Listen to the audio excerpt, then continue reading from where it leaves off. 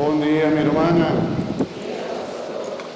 Amén, nos provista, Señor Dios, Señor, nos cumple unos 9 días de nos novena.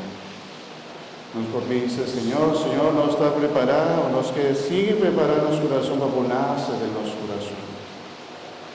Háganos vivir, Señor Dios, su bendición para nos comenzar la Santa Eucaristía, en nombre de Tata, de Hijo, Espíritu Santo.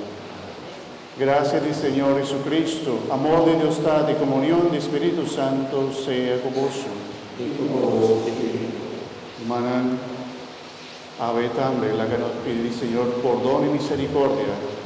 La que nos vuelve a entregarnos corazón al Señor, pasando nos por vivir el mundo, a que te dominarnos corazón, te quítanos esperanza, y te envíanos no te confía en Dios, manera nos mester confía.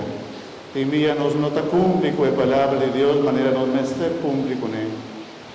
Y para Señor, a vernos que pedimos misericordia y perdón, para tú nos falta, para tú nos picana, para todo lo que nos hace a que decías.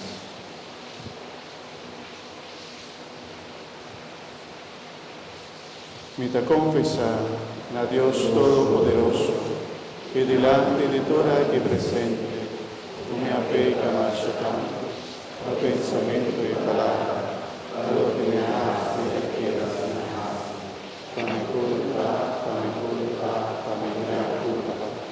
E seguitarò la Virgen María, Padre Santo, y vos soy hermana, y reza Amén, Señor Dios.